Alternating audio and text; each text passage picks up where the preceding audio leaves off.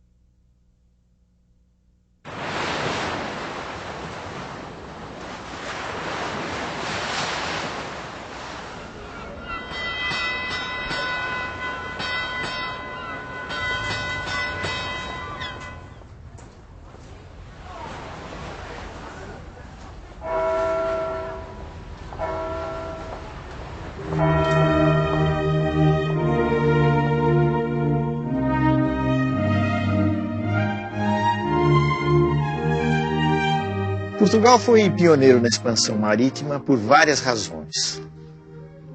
Uma, de ordem interna, foi o fato de que muito cedo Portugal se transformou numa monarquia centralizada. E a coroa portuguesa teve recursos suficientes para empreender uma grande aventura em busca de novas terras. Mas isso é apenas uma história, existem outras razões. Portugal aprendeu com os genoveses da Itália as técnicas de navegação, andando pelo mar Mediterrâneo.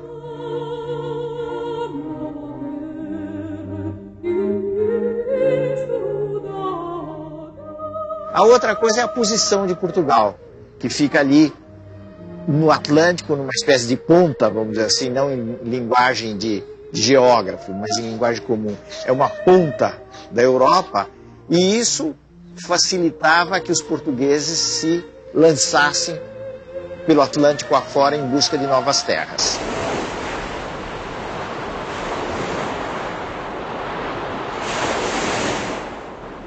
As armas e os barões assinalados que da ocidental praia lusitana, por mares nunca dantes navegados, passaram ainda além da Taprobana, e em perigos e guerras esforçados, mais do que prometia a força humana, e entre gente remota edificar um novo reino que tanto sublimava. O que é que os portugueses, afinal de contas, foram buscar saindo da sua terra? Certamente eles foram buscar, em primeiro lugar, benefícios materiais. Eram duas coisas as grandes atrações do tempo. Eram o ouro e as especiarias. As especiarias eram produtos como a pimenta, a noz moscada, cravo, canela, que serviam principalmente para disfarçar o mau gosto dos alimentos. Por que esse mau gosto?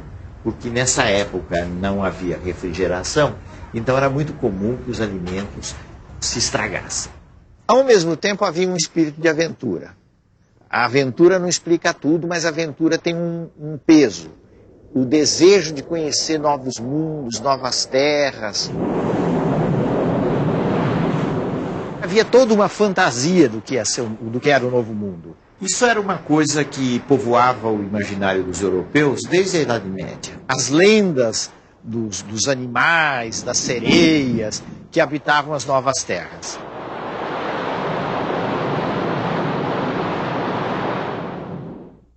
As expedições portuguesas pelo mar eram expedições muito avançadas tecnicamente para as condições da época.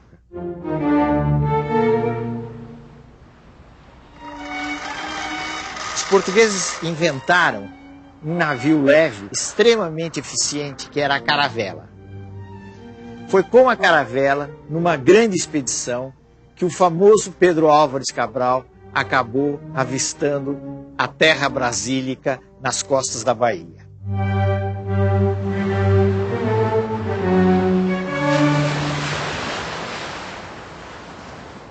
E assim seguimos nosso caminho por esse mar, sempre para diante. Até terça-feira das oitavas de Páscoa, que foram 21 dias de abril que topamos alguns sinais de terra, ervas compridas a que chamam de botelho.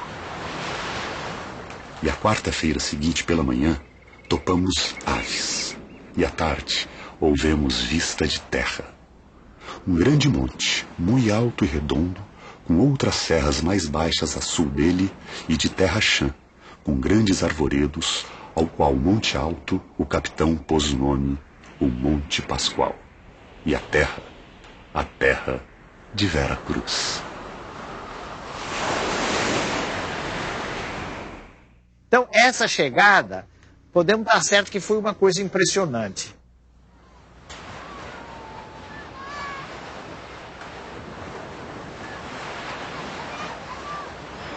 Era um mundo fantástico que se abriu aos olhos dos portugueses. E tem um reverso ainda mais complicado dessa história. É saber como é que os indígenas, que afinal de contas eram os habitantes, os donos da terra, viram aquelas figuras que vinham de longe, vestidas de uma maneira estranhíssima. Para que toda aquela roupa, né, num clima tropical? Naturalmente, o clero estava interessado imediatamente na catequese, em levantar a cruz. Outros devem ter ficado maravilhados com a figura das Índias.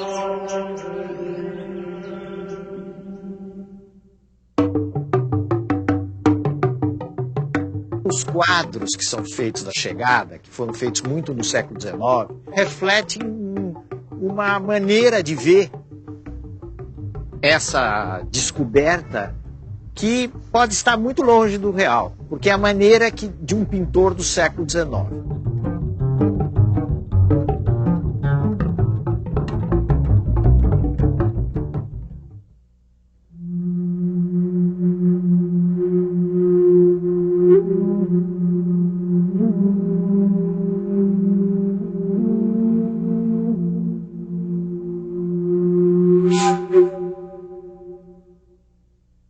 Hoje em dia, a gente evita falar na palavra descobrimento do Brasil. Há quem até, para encontrar uma saída, use uma palavra meio esquisita, o achamento do Brasil. Mas o Brasil não foi nem descoberto nem achado. Se nós tomarmos essa expressão para dizer, bom, isso era uma terra inteiramente vazia que os portugueses chegaram.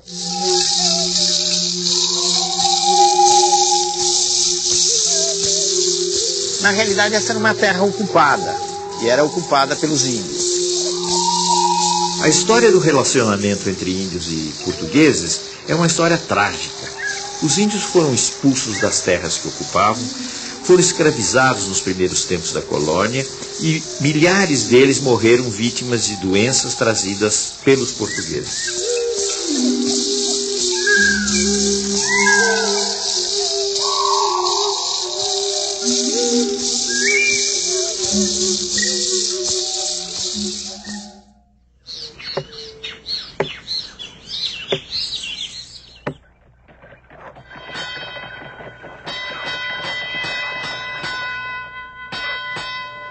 Esse Brasil dos primeiros tempos, dos anos 1500, 1600, pode ser definido, melhor do que qualquer outra coisa, por uma frase de um cronista importante do Brasil, que foi Frei Vicente de Salvador.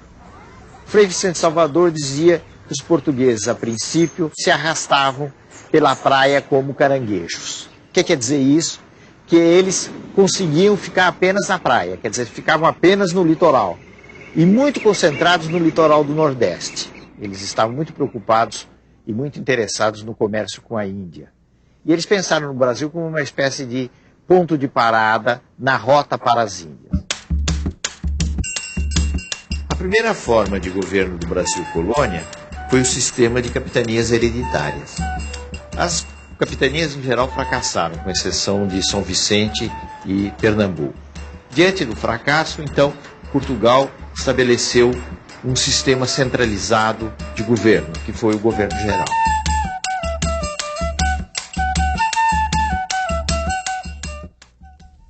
Quando os portugueses chegaram à conclusão de que era preciso dar um ganho econômico ao Brasil, eles se concentraram principalmente na produção de açúcar, plantando a cana-de-açúcar.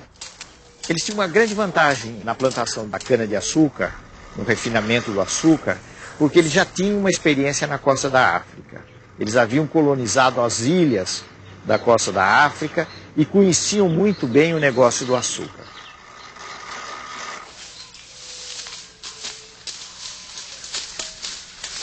Só que para tocar uma grande fazenda de cana, eles necessitavam de braços. E não havia, na realidade, atração por parte do povo português para atender às necessidades de um trabalho dessa natureza, que seria inevitavelmente um trabalho quase escravo. Então era preciso, de alguma maneira, encontrar uma saída para o problema da mão de obra. E foi aí que os portugueses começaram a utilizar os índios e depois a explorar o tráfico africano.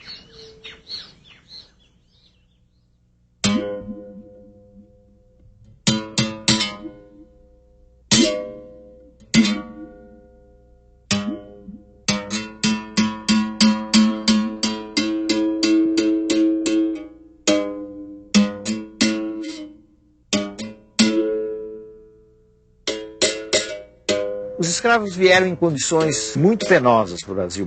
Morria muita gente na travessia da costa da África para o Brasil.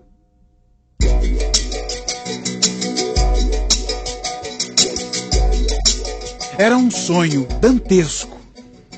O tombadilho que das luzernas avermelha o brilho em sangue a se banhar, tinir de ferros, estalar do açoite. Legiões de homens, negros como a noite, horrendos a dançar. Negras mulheres suspendendo as tetas, magras crianças cujas bocas pretas rega o sangue das mães. Outras, moças, espantadas, no turbilhão de espectros arrastadas, em ânsia e mágoa. Vãs, Senhor Deus dos desgraçados, dizei-me vós, Senhor Deus, se é loucura, se é verdade, tanto horror perante os céus.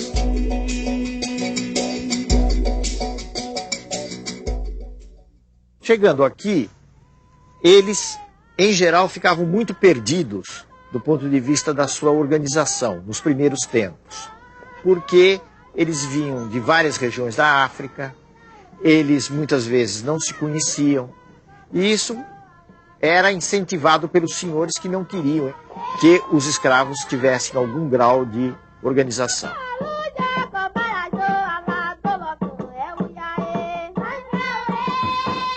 A resistência dos negros à escravidão teve, no Brasil, muitas dificuldades para se realizar. A extensão do país, a diversidade dos grupos, mas ela acabou existindo. Só que nunca houve nada no Brasil, não só no Brasil como em outras colônias, que fosse semelhante a uma grande insurreição, como aconteceu no Haiti em fins do século XVIII. Mas as resistências existiram e a forma mais conhecida da resistência é a forma do quilombo. É uma organização de negros fugidos, mas se sabe hoje que não só de negros fugidos, havia gente que se juntava aos negros e tinha uma forma de vida própria.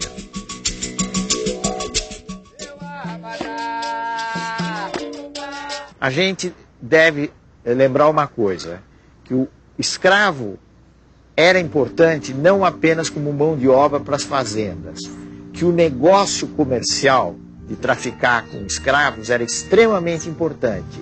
E em certos períodos da história brasileira, muitas riquezas foram geradas simplesmente no comércio de escravos e não na produção baseada no trabalho escravo.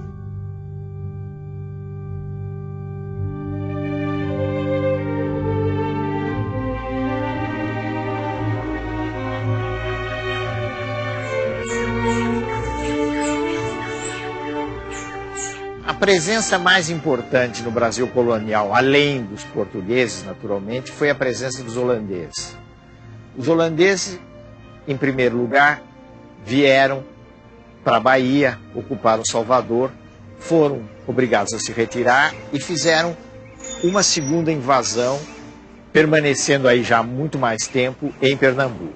O que é que os holandeses vieram buscar no Brasil? Vieram realmente tentar uma colonização, ganhar postos no Brasil e, ao mesmo tempo, vieram fazer uma coisa muito importante, que tem a ver com a costa da África. Vieram controlar ou tentar controlar o comércio de escravos, tanto assim que ao mesmo tempo em que eles ocuparam o posto no Nordeste, ocuparam Pernambuco, eles avançaram sobre a costa ocidental da África. Os holandeses foram guerreados, naturalmente, por Portugal, mas também pelos colonos que aqui estavam, pelos índios, pelos negros e até quem diga, com algum exagero, que o sentimento de brasilidade começou na luta contra os holandeses no Brasil. Eles acabaram sendo militarmente derrotados, foram expulsos e se retiraram.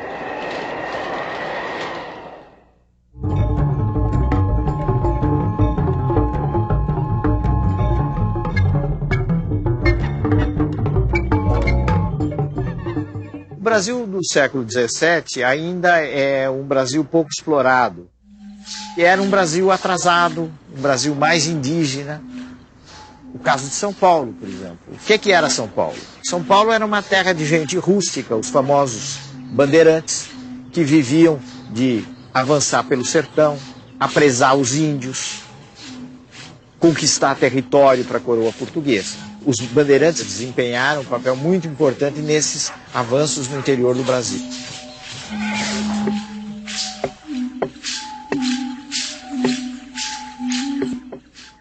Do ponto de vista da formação desse povo brasileiro, entrou uma grande miscigenação, quer dizer, falando menos difícil, um grande cruzamento de raças. Branco, índio, negro.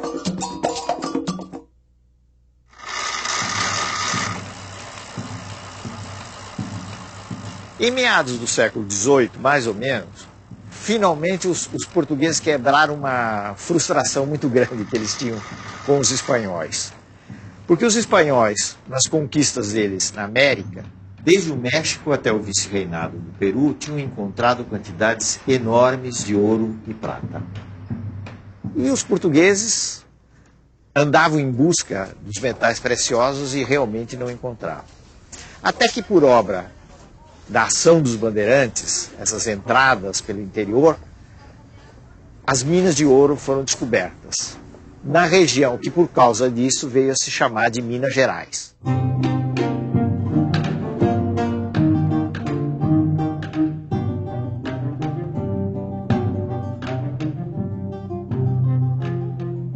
Do ponto de vista da sociedade, nós temos a primeira experiência de grande imigração branca para o Brasil. Quer dizer, os portugueses não se interessaram pelo açúcar, muito menos por entrar pelo sertão adentro, né? Mas quando se soube que havia ouro no Brasil, metais preciosos no Brasil, diamantes no Brasil, houve uma imensa corrida em busca do ouro para o Brasil de imigrantes vindos de Portugal.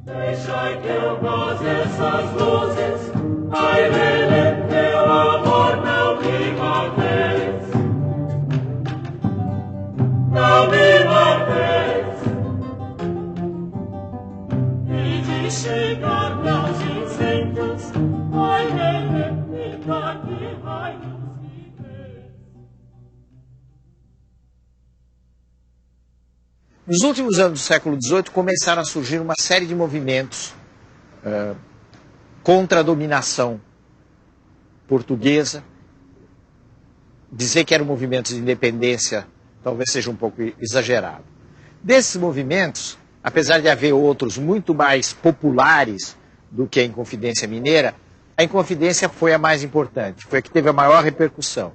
Basta ver a atitude que a coroa teve. A coroa montou um grande processo, condenou várias pessoas à morte e, no fim, acabou fazendo uma encenação espetacular com o enforcamento de Tiradentes.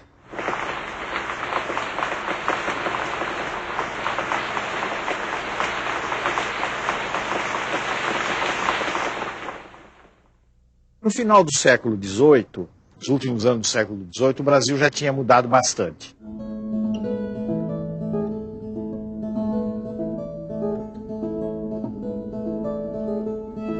A gente já pode dizer que os portugueses não se arrastavam pela costa como caranguejo. Já tinham avançado para colonizar o país. Não era ainda o Brasil de hoje, mas era alguma coisa que, na sua fisionomia de território, se aproximava do Brasil de hoje.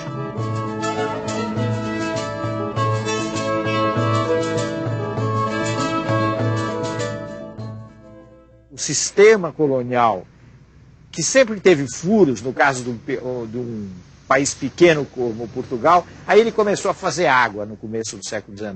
Né? Ele começou realmente a afundar.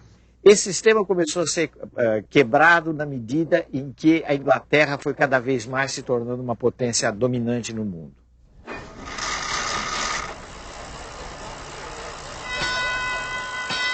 Os ingleses começaram a se desinteressar do tráfico de escravos, não é porque eles tinham razões humanitárias, de repente, para acabar com o tráfico de escravos, mas porque a mão de obra livre começou a tornar mais interessante, livre entre aspas, porque as pessoas eram bastante exploradas, mas de qualquer forma já não tinham mais a condição de escravos.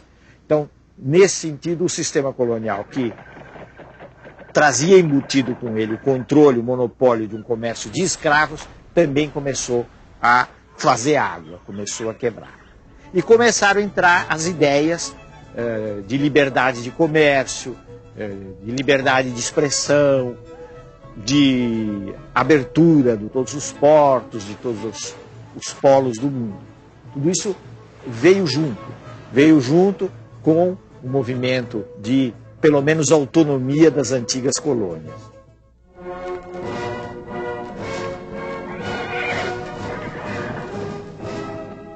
Portugal estava acossado pelos franceses, por Napoleão, sob a ameaça de invasão do território. Então, Dom João vem para o Brasil com a corte portuguesa no começo do século XIX. Essa vinda da família real mudou muito o quadro do Brasil. Há quem diga de uma forma muito sucinta, muito resumida, eu acho que uma frase muito feliz, que a metrópole virou colônia e a colônia virou metrópole.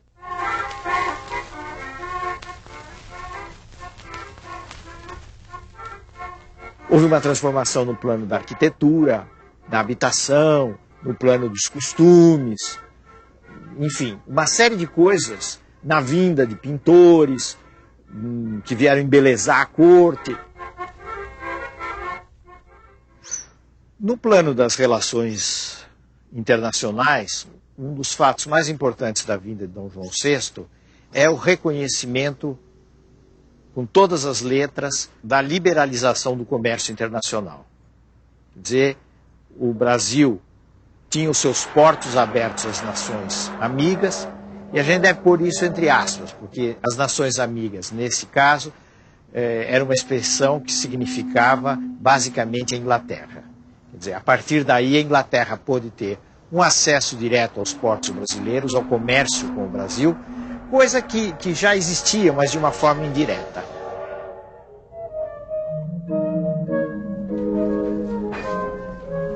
Dom João VI foi uma figura muito ridicularizada na história brasileira, até recentemente em novelas, etc. Como um rei que comia não sei quantos frangos, que era meio tonto, etc.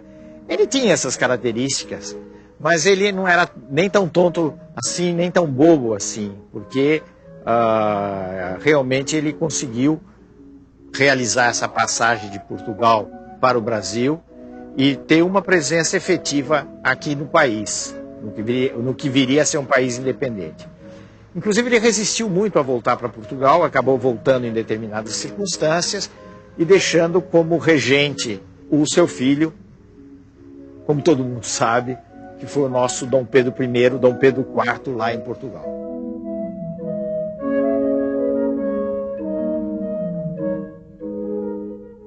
Esse fato da presença de Dom Pedro e também as pressões das elites do Rio de Janeiro, sobretudo, acabaram levando a uma situação de progressivo atrito com as cortes portuguesas, situação que acabou concluindo com o famoso ato que é muito discutido, muito comentado, foi objeto de quadros históricos, que foi a independência do Brasil, aqui em São Paulo, na colina do Ipiranga.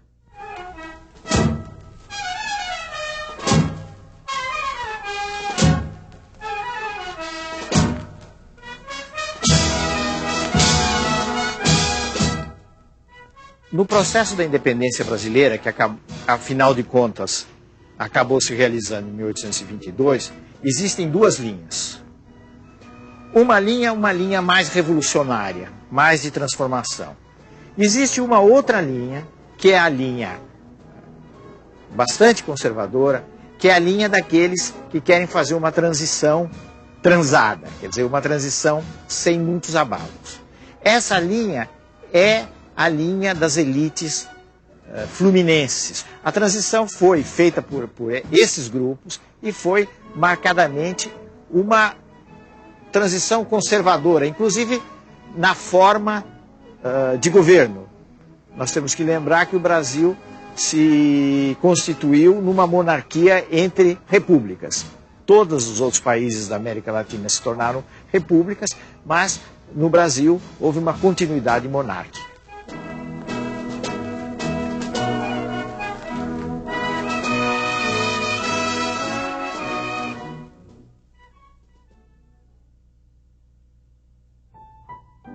No próximo programa, o Império Brasileiro torna-se definitivo. O longo reinado de Dom Pedro II, o sucesso do café, o começo da indústria e, ainda assim, a demora em pôr fim à escravidão.